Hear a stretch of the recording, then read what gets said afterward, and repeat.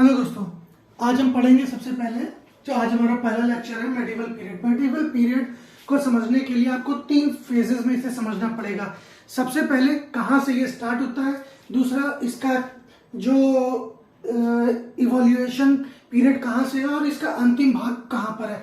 जो बीच का भाग है वो सबसे शक्तिशाली पीरियड माना जाता है, जहाँ पर ये अपने चरम पर पहुंचा। तो सबसे पहले प्रारंभ करेंगे प्राचीन मध्यकालीन भारत। ये स्टार्ट होता है हर्षवर्धन की मृत्यु के साथ। हर्षवर्धन ने गंगा यमुना के जो दोआब था उसके सबसे शक्तिशाली या सबसे बड़े साम्राज्य पर शासन किया। हालांकि ये अपने दक्षिण भारत के कैंपेन में पुलकेशिन द्वितीय के द्वारा पराजित कर दिया गया। फिर भी इसने उत्तर भारत के जो समतल मैदान है सबसे उपजाऊ उन पर शासन किया। इसके मरने के बाद क्या घटनाएं हुई, क्या सामाजिक परिवर्तन हुए, समाज में क्या क्या स्थितियां थी, इकोनॉमी कैसी थी और कैसे भारत में लगातार आक्रमण स्टार्ट हुए। तो हम इसको सबसे पहले स्टार्ट करेंगे इस्लाम से।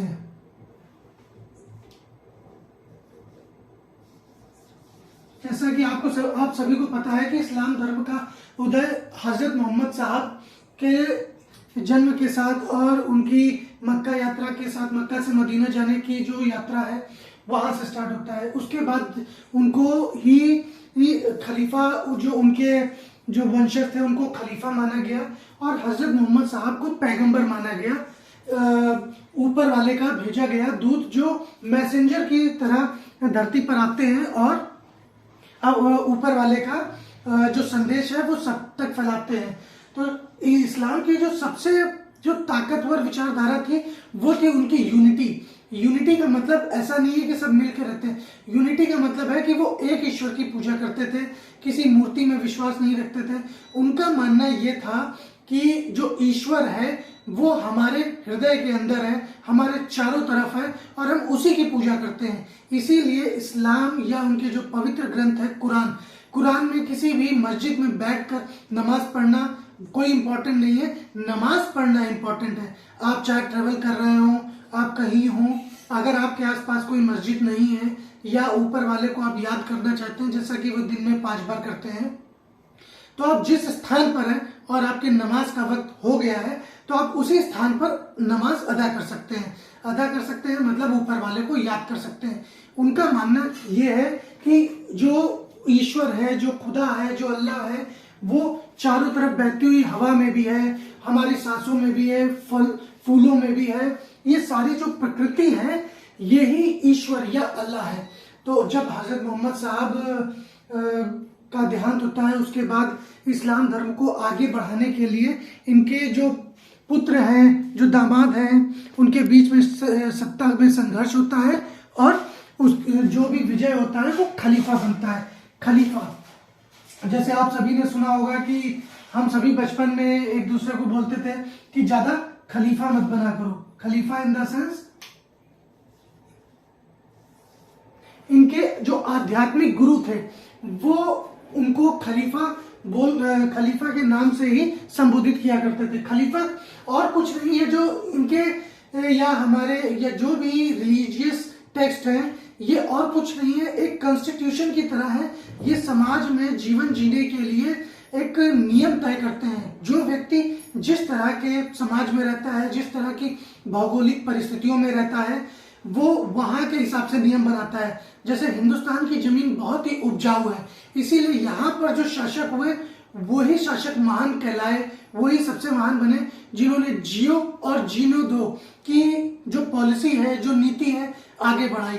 जैसे चंद्रगुप्त विक्रमादित्य, चंद्रगुप्त मौर्य, समुद्रगुप्त, अशोक, इन सभी में जो सबसे महान माना जाता है वो अशोक को माना जाता है। क्यों? अशोक ने सर्वधर्म संभाव की नीति को आगे बढ़ाया। सर्वधर्म संभाव मतलब जियो और जीने दो, सभी को जीवन जीने लायक परिस्थितियां मिलनी चाहिए। उसके विपरीत जो मिडिल ईस्ट है, सेंट्रल एशिया है, Iran, Iraq, Turkmenistan, Uzbekistan, Kazakhstan, यहाँ की परिस्थितियां जीवन जीने लायक नहीं थी। क्यों? क्योंकि पठारी, रेगिस्तान, ये ऐसा इलाका था, जीवन बहुत ही कठिन था, बहुत ज्यादा सर्दी पड़ती थी, बहुत ज्यादा गर्मी पड़ती थी। तो वहां पर क्या था, या तो तुम जियो या मैं जीऊंगा, अगर आप जिंदा रहना चाहते हो तो सामने वाले को मार दो। इसके लिए इनका जो धर्म है, जो इस्लाम धर्म है, इसमें एक बेसिक कट्टरता पाई जाती है। इसका मेन कारण क्या है? क्योंकि वहां पर संसाधनों के लिए आपको संघर्ष करना पड़ता है। जैसा कि आपने देखा होगा, जंगल में जब शिकार कम हो जाता है तब जो जंगली जानवर हैं बस्तियों की तरफ भागने लगते हैं शिकार करने के लिए। ये एक बेसिक नीड है। अब हमें तो जीवन जीने के लिए रोटी, कपड़ा और मकान तीनों की आवश्यकता होती है, लेकिन जानवरों को इसकी आवश्यकता नहीं होती मकानों की। उनको क्या चाहिए? ना कपड़ा चाहिए, ना मकान चाहिए। वो शेल्टर तो गुफाओं में भी रहकर बना सकते हैं, लेकिन भोजन बना नहीं सकते। उनको भोजन के लिए डिपेंड रहना पड़ता है। भोजन पूरी दुनिया में केवल पेड़ पौधे बनाते हैं। ये आपके लिए एक फैक्ट है, इसको आप याद कर लीजिएगा। हम सभी भोजन के लिए दूसरों पर डिपेंड होते हैं। और मिडिल ईस्ट में जो जीवन जीने के लिए परिस्थितियां थी, संसाधन थे, वो सीमित थे। उसके लिए इनको एक दूसरे से संघर्ष करना पड़ता था। इसके लिए वहां पर बहुत सारे बर्बर कबीले थे। ऐसा नहीं है कि इस्लाम पहले से नहीं था, पहले से भी उनकी कुछ विचारधाराएं थी, लेकिन जब हजरत मोहम्मद साहब आए तो उन्होंने उन सभी विचारधाराओं को संग्रहित करके एक नई विचारधारा को जन्म दिया, जिसने बहुत ज्यादा पॉपुलैरिटी पाई। और उनके जो उपदेशक थे, उनके जो बाद के जो खलीफा बने, वो लगातार ताकतवर और अच्छे होते गए, जिसके कारण इस्लाम धर्म 529 के बाद से बहुत तेजी से फैला, जिसमें अब्बासी खलीफा सबसे ताकतवर माने जाते हैं। जब हर्षवर्धन की मृत्यु हुई, उस समय जो खलीफा थे, उन्होंने एक हिंदू था जिसको इस्लाम में कन्वर्ट किया, जिसका नाम हम सभी जानते हैं। उसका नाम है मोहम्मद बिन कासिम।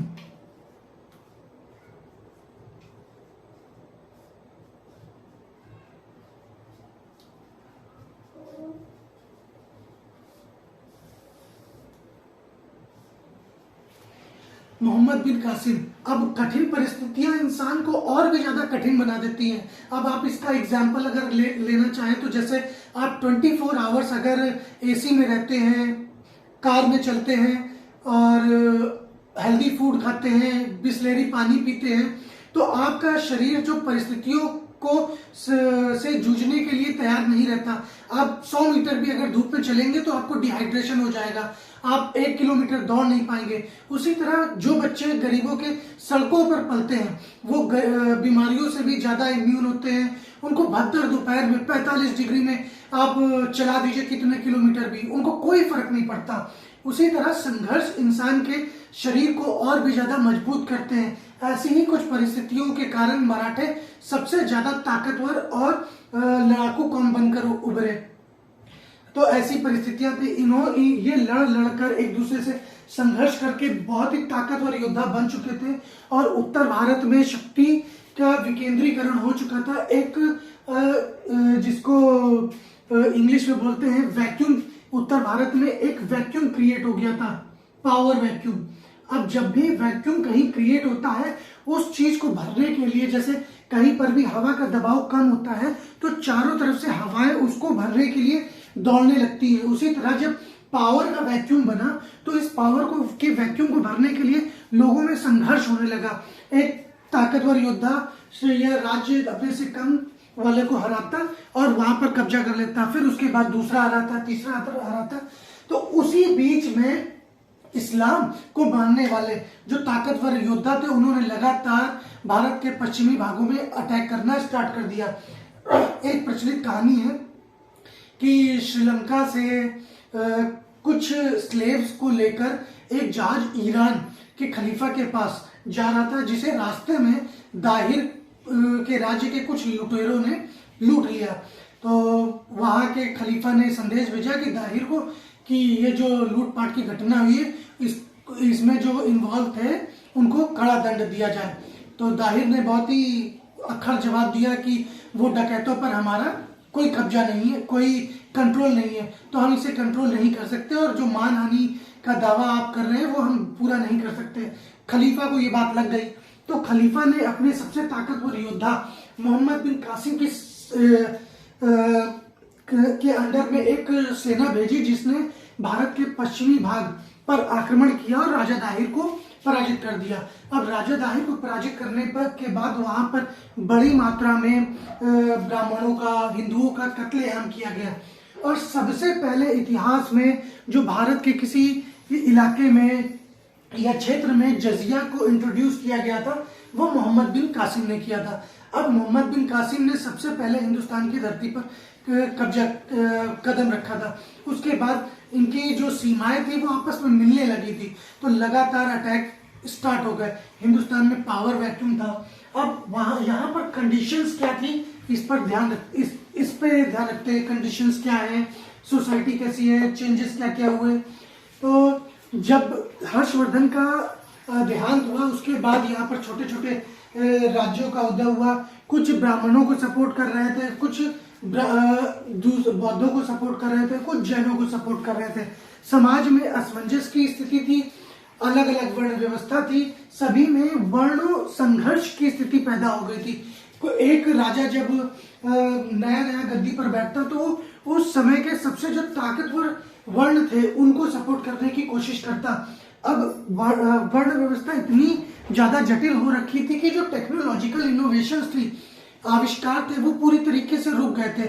हिंदू धर्म का जो उत्थान हो रहा था गुप्त वंश के समय में, वो पूरी तरीके से, या बोल सकते हैं, ठहर सा गया। अब वो ठहर सा गया कि नए नए टेक्नोलॉजिकल इनोवेशंस रुक गए। जो सर्जरी के बारे में, जो औषधियों के बारे में हमें चरक और सुश्रुत जैसे डॉक्टर्स और महान ऋषियों ने बताया था, वो पूरी तरीके से रुक गया। और शल्य चिकित्सा मतलब सर्जरी को केवल जो निचली जात के जो व्यक्ति होते थे उनके लिए रोक दिया गया कि केवल वही लोग ऐसा करेंगे। मांस काटना, खाल उतारना, ये नीच काम माने जाने लगे। तो अब नीच काम माने जाने लगे, तो जो भी विद्वान होते थे वो उसको आगे बढ़ा नहीं पाए। तो जब भी ज्ञान एक पीढ़ी से अगली पीढ़ी तक नहीं जाता है तो वो धीरे धीरे खत्म होने लगता है। वहीं दूसरी तरफ जब इस्लाम का उदय हो रहा था तो वहां के जो शुरुआती जो शासक, जो खलीफा थे, वो बहुत ही लिबरल थे। वो लिबरल इन द सेंस ऐसा नहीं है कि वो दूसरे धर्मों को बढ़ावा देते थे, वो दूसरे धर्मों की जो अच्छी शिक्षाएं थी, जो ज्ञानप्रद बातें थी, उनको अपने धर्म में इंट्रोड्यूस करना चाहते थे। जैसे कि अब्बासी खलीफाओं ने क्या किया था, हिंदुस्तान से कई जो ब्राह्मण थे उनको अपने दरबार में बुलाया, उनको सम्मान दिया, ऊंचा स्थान दिया, जिससे वो उनके धर्म के बारे में, उनके ज्ञान के बारे में और आगे सीख सके और अपने धर्म में उसको इवॉल्व कर सके। जो धर्म था हिंदुस्तान में वो काफी जटिल हो रखा था, समाज जटिल हो रखा था, समाज का उत्थान नहीं हो रहा था। अब हम इसके बाद आगे नेक्स्ट क्लास में स्टार्ट करेंगे।